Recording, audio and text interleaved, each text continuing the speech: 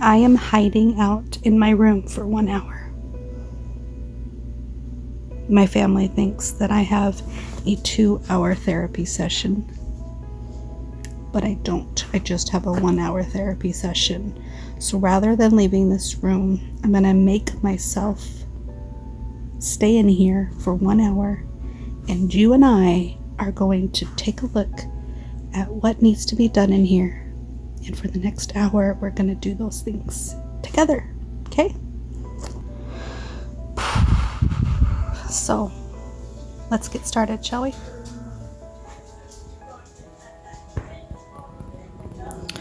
All right, so I'm laying here on my bed, my day bed. It's really cluttered with lots of stuff. But right now, I'm just gonna show you. The dogs are being loud. You can hear that. Everyone is talking outside this room.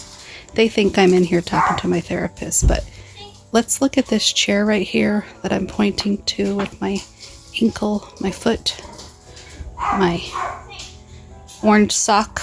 Look at the chair. When we come back, something will have disappeared. Let's take a look.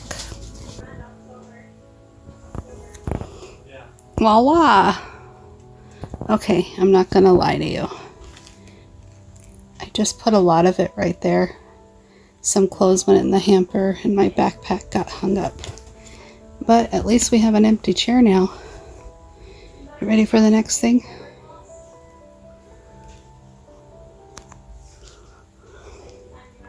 Let's clean up this bed. These are photographs from this last weekend when I went on a scrapbooking retreat. And I've also got empty Pepsi cans and water bottles. Trash, really. Let's see if I can tidy this up a bit.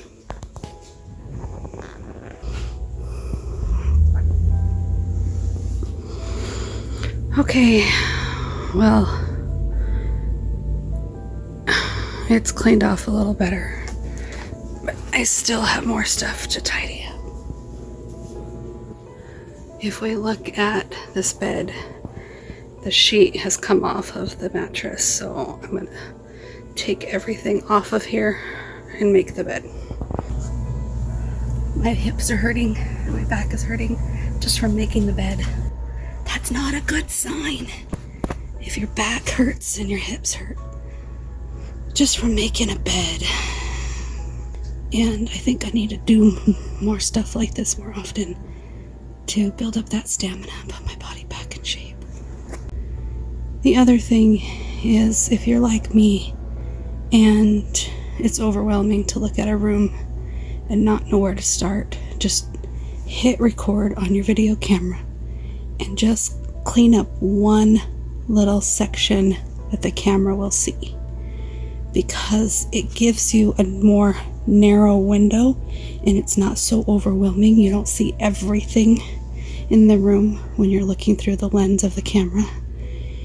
When you just look at what the camera can see, you can see one thing out of place and you can start tackling that one thing.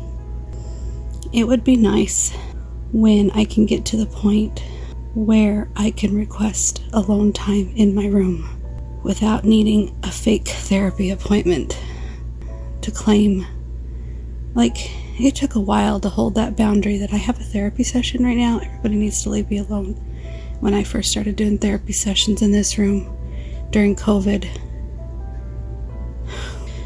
Anyways, I'd like to snap my fingers and say that everything's gonna be better someday. Soon. I'd like to say that it's gonna be better tomorrow.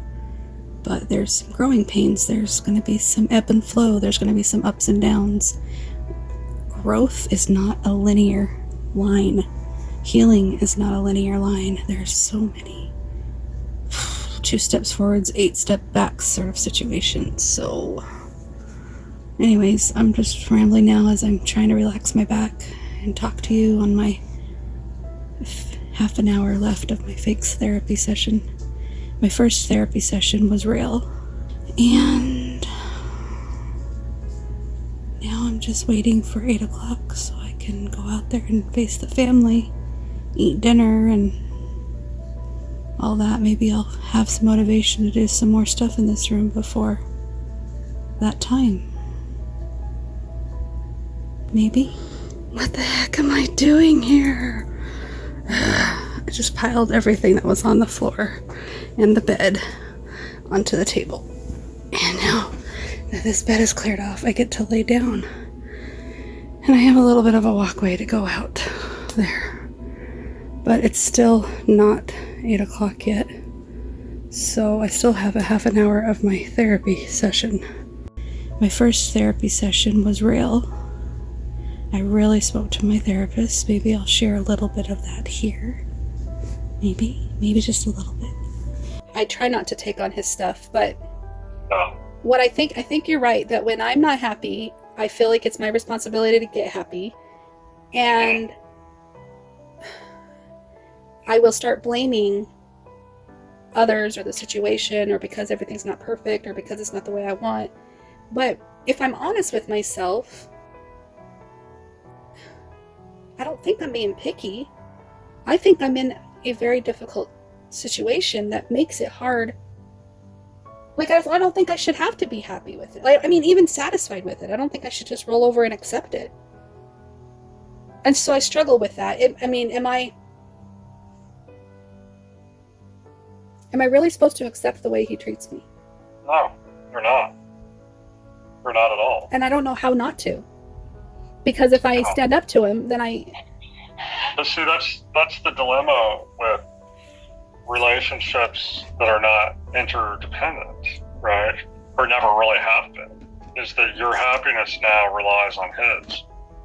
And it's enmeshed, right? So you're not just considering your own side of it, you're always having to consider, what did I do wrong to make him this way, or what can I do better to make him this way? That's where the balancing act comes in. You shouldn't have to do that. And it's no wonder why I started to balance it in the first place, is because it was the only way for me to get some sort of happiness, even if it was some sort of false happiness. Well, yeah, it's natural for relationships to do that. Like, the whole concept behind family systems theory is that families naturally seek balance. And when one family member is disrupting that balance, the other family members seek to step in and try to rebalance it. That's what happens. The problem is number one, that becomes addictive, right? Number two, it's not your responsibility to do that. You shouldn't have to do that, right?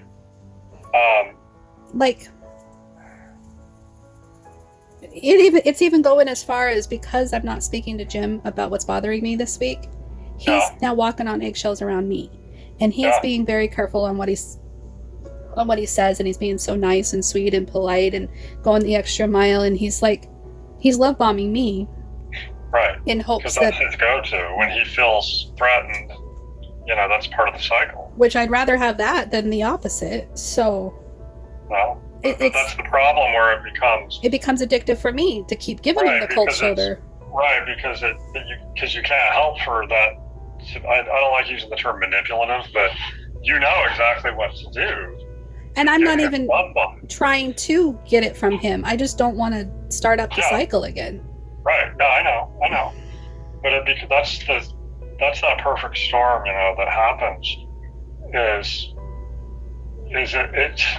It's weird, because it's it serves some sort of a purpose for both of you, but ultimately it would be better, if it wasn't that way. The reason it is that way is because those behaviors perpetuate it and increase it, right? In other words, you and I have said, if Jim would just understand that you're there because you want to be there, you've always come back, and just let it go, none of these behaviors would be necessary. Right? And so it's the behaviors continue the cycle going, right? Him triggering you, when he gets jealous, he triggers you, and a lot of times you will, I don't know now, but you used to kind of fawn or placate because that'll bring down his jealousy. then it gives you a sense of validation because now you managed it, and that's what you've been used to doing, and you've taken your responsibility on, and you did it successfully. So it makes you feel valuable. It's the validation, right? And then when you feel valuable and validated, you feel a little bit more secure, and your security makes him jealous. So it just continues to go on and on and on like that. So what I have noticed is that when he gets jealous and I don't put up with it, then he feels like I minimize. He feels like I gaslight. He feels like I dismiss his feelings. He feels like he's not allowed to have feelings. He feels like he's walking on eggshells about his feelings. And I don't think jealousy is an appropriate feeling to have. No. At the way that he does it. If I seriously was doing something that made him a little rocky or insecure, yeah, I would totally understand and validate. But for him to be as ridiculous as he is, I feel like that's abusive. So I put up my boundary about it, and then he uses all these words, these Dr. Romney words, against me, trying to claim that I'm this person that is being so evil to him. And I'm like, all right, so this is a new dynamic where I'm not allowed to have a boundary now without dismissing his feelings. And it's like... Right, but what's happening is you're... So the old way was he gets jealous, you minimize yourself, and it makes him feel secure. Right. The new way is he gets jealous, you hold your ground, he accuses you of minimizing him. So it's like either one or the other of you always have to be minimized for the relationship to work. Okay, so I took a short little nap, and now I'm gonna go have dinner with my family, and I will work on this room some more, hopefully more often throughout the different days, and maybe you'll see progress on this room soon. Thanks so much for hanging out with me for this hour, and yeah, that's all for now. Sorry if it was disappointing. Talk to you later. Bye.